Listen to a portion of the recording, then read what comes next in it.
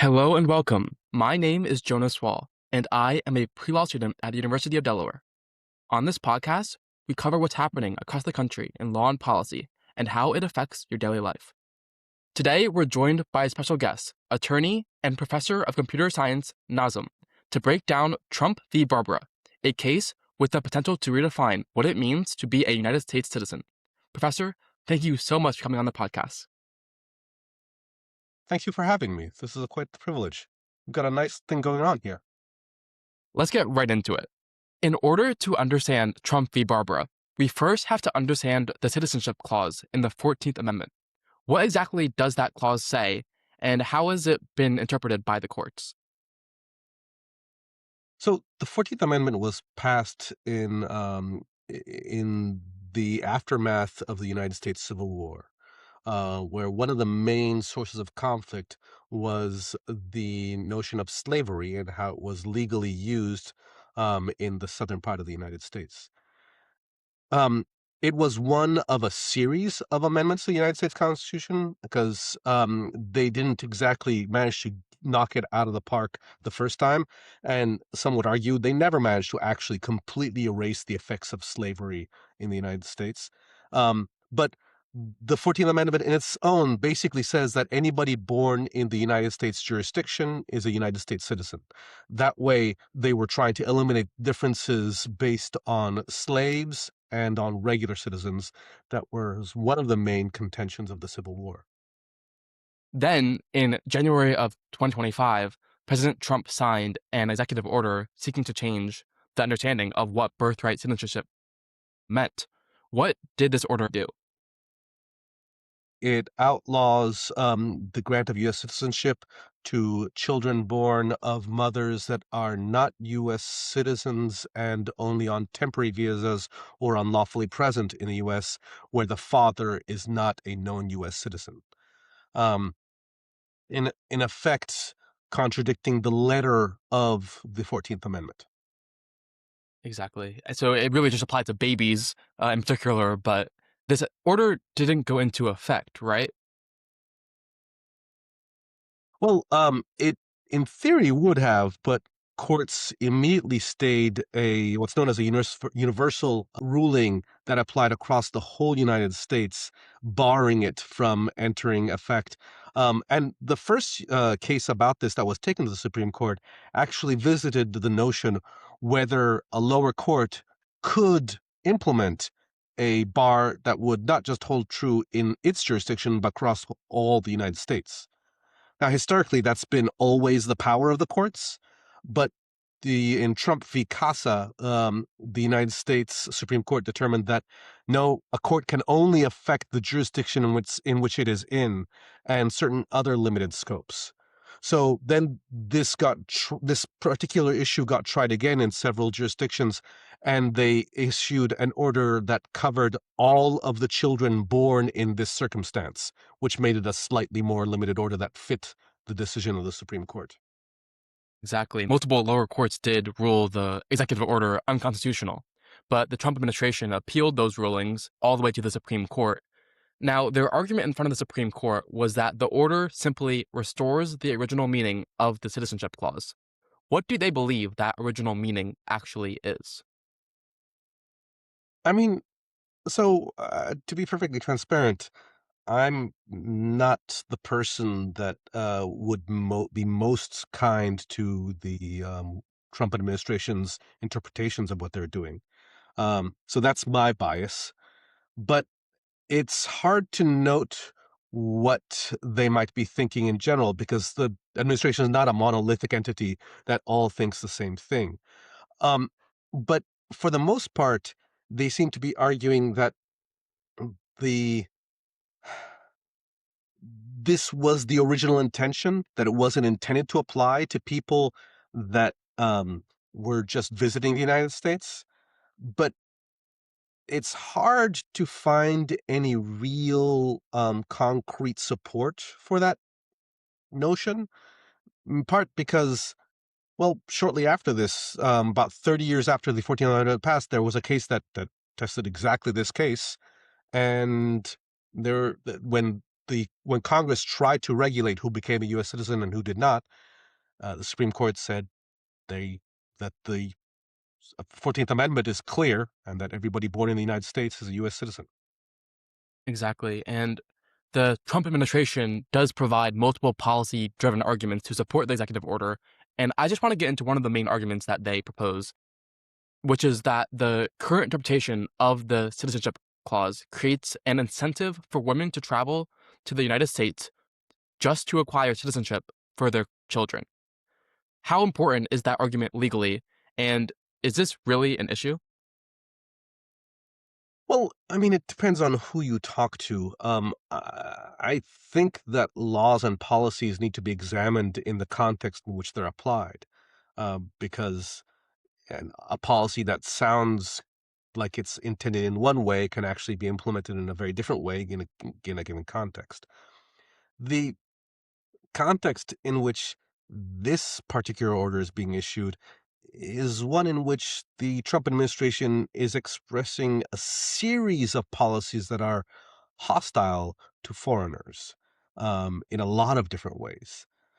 Now, the policy that the original amendment implemented is one that's known as jus soli, which is Latin for the right of the land, which is to indicate that anybody born in a particular country is a citizen of that country, and this is a policy that's adopted mostly just in all of the countries in North and South America.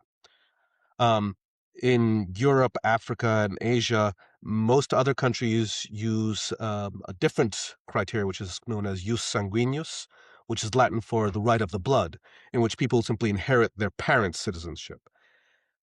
There are arguments for or against either policy. I have to say, I think the right of the blood is a bit more complex to implement and uphold, whereas there's a benefit to the clarity afforded by the jus soli. But it's one of those things that actually has lots of advantages and disadvantages. Um, the problem I think that most people have with the birthright citizenship case is that it opens the door to the Constitution being able to be modified by an executive order, which is a very dangerous precedent. And just to clarify, the birth tourism, as Trump's administration proposes, is really marginal. Most people don't travel to the United States just to give birth. And federal regulations do already prohibit tourist visas just for obtaining citizenship for a child giving birth. And I want to get into something that you said, the challengers' argument against the executive order. The challengers argue that if the drafters of the 14th Amendment wanted to limit citizenship only to children of permanent residents or citizens, they would have written that directly into the Constitution. So is the meaning of the citizenship clause open to interpretation? Or is it, like you said, the challengers are right that there is a clear definition in the Constitution of what this clause means? Well, most things in language are defined by humans, right? It's anything that I say is being heard and understood and interpreted by you and your listeners and your viewers. Um, eh, but there are some things that appear clear on their face. Like if I say that I have a beard and hair, there's not a lot of different ways that you can interpret that. Um, there's some things that are more interpretable, such as notions of citizenship, but here, even those are pretty clear.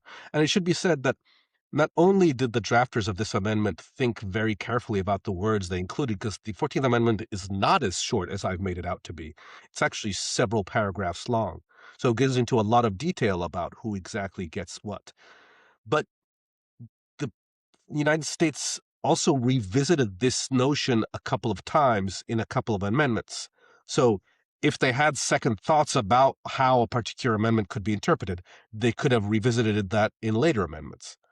It would be an odd argument that would allow us to say, oh, they didn't mean the exact words they said here, they meant something else.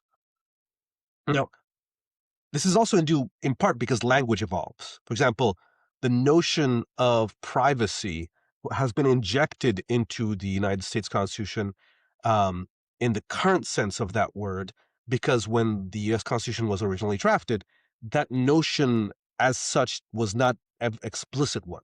The word privacy only meant somebody that was not involved in government, that was involved in private business, so to speak. The notion of privacy, as in my right to be kind of to have my own affairs a secret, is a very modern one. And Brandeis and the Supreme Court kind of looked at the various parts of the Constitution that say, oh, you have a right to not have your affairs intruded upon, you have the right to keep secrets in your documents, that kind of stuff, and said, oh, well, here we see that the Constitution outlines this notion of privacy that, even though they didn't know how to call it, was a priority for the drafters. But in this case, it's relatively explicit. So it's really not open to interpretation, as the Trump administration might argue that it is. And there's also one more argument that I want to get into, which both sides are using to try to prove that their side is the right side.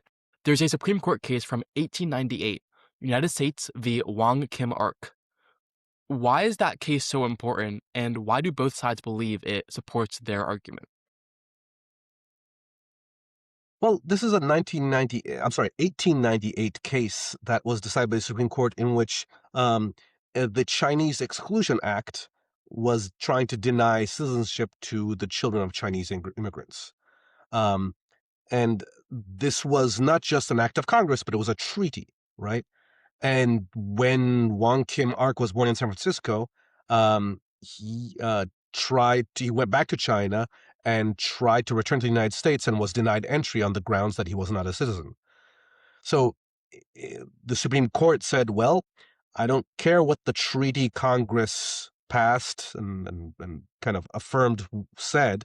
It is the explicit letter or language of our Constitution that this person was born in the U.S. and therefore is a U.S. citizen. Now, it should be said that in that particular case, Kim Ark was the son of permanent residents in the United States.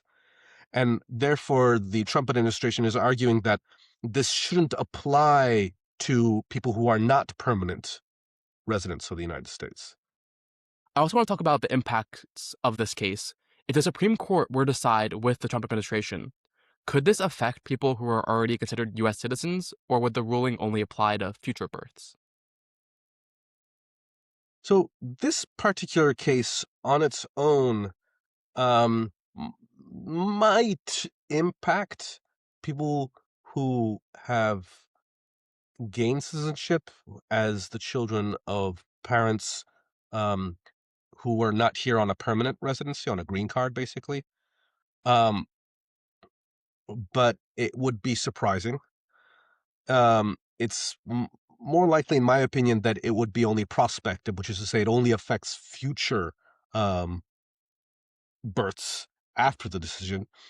Now, I think the real fear involved here is that this is simply opening the door to modifying the Constitution by executive order, though. And if we can start evaluating who retroactively, who is a citizen, who isn't, that's an even more dangerous notion. I mean, imagine if some of your grandparents are found to be not have been here legally, and then the whole line of citizenship acquired after that might be affected by that. It's something that we've never seen really taken seriously by any Supreme Court so far. And the fact that this court is and hasn't simply affirmed the lower decisions is disconcerting. Emphasize one of your arguments that an executive order cannot change the Constitution.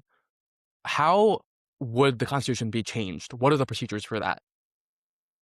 So normally, an amendment to the Constitution is an extremely onerous process.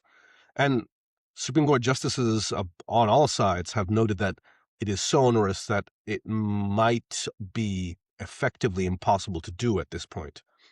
So there's a conversation worth having on that front. Documents that govern how we act and how we can act should not be impossible to change. However, allowing a single president just to say, oh, I've decided that we're going to change the Constitution in this way, that's a bridge too far. Now, normally, for an amendment to be applied, You have to pass an act through Congress, and then it has to be approved by 2/3 of the states, and that has to happen within a certain time frame. It's vague what that time frame needs to be, and it's usually kind of mentioned in the act of Congress. But the other path is to have a constitutional convention, but that is more dangerous because a constitutional convention would have a lot of power to just rewrite the whole constitution from scratch, which might be worth doing, but might have worse consequences, depending on who you talk to and who's in the convention. So there are ways to change the Constitution, but an executive order is not one. And while there has not yet been a ruling at the time of this recording, based on the arguments and the strength of each side, do you think the Supreme Court is likely to side with the Trump administration? This again it's a little hard to do because we're asking us to kind of read into the minds of the Supreme Court justices, which there are 9. My impression is that there were only a couple of justices that were taking the Trump administration's arguments very seriously. That the vast majority of the Supreme Court justices were very skeptical about this position. But on the other hand, it's hard to prognosticate because there were at least 4 justices that agreed to hear this appeal, because that's what it takes to. The Supreme Court does not have to take all of the appeals to it, and if 4 justices agree to hear an appeal, then the whole court hears it. But that signals a willingness to disagree with the lower courts to some degree or another, for at least those 4. That's a strange place to be in. We agree. And for my listeners who may not be affected directly by this executive order, why should they still care about this case, even though it doesn't affect them? I mean, it's possible that this case happens and there's a decision and it doesn't really affect more than the individuals that are actually mentioned in the executive order. Um, but this is also the kind of case that occurs as a prequel to more and more power being taken by a small group of individuals within the government, and then using that power in ways that only promotes their self-interests. We've seen this in human history several times, and whilst democracy in general is a useful defense mechanism against fascism, that only really happens when almost all the people involved have a clear, not just a vote, but a meaningful vote. And I'm saying this because about a week ago of this recording, the Supreme Court heard repealed the remaining significant part of the Voting Rights Act, which has opens the door for one party to kind of heavily exclude the other party's voting rights. So, taking this greater context, this very much kind of rings alarm bells in my head of, wait a second, should we be worried about this stuff? Yes, so it's really about how far can presidential power actually go without being checked. And that's a really important question that affects all of us, no matter if you are directly affected by this executive order. So that concludes the questions I have for you. Thank you, Professor Nazim, for joining me today and breaking down Trump v. Barbara and what it means to be a citizen in America. It was a great conversation, and I really appreciate your insights. Thank you very much. If you want to listen to me ramble on longer about these kinds of matters, please feel free to listen and subscribe to my podcast, which is called The Citizen's Guide to the Supreme Court, in which me and a friend of mine discuss these Supreme Court cases in ways that makes them amenable to lay people and not just lawyers. Exactly. So while this might have been a 20-minute episode, if you want to see longer form versions of deep dives into Supreme Court cases, I highly encourage you to go over to Professor Nazim's podcast. If you liked this episode, make sure to follow or subscribe to Wahl on Law so you don't miss any future episodes. You can also sign up for our email list at wahlonlaw.com to get notified whenever a new episode drops. Thank you again for listening, and I'll see you next time on Wahl on Law.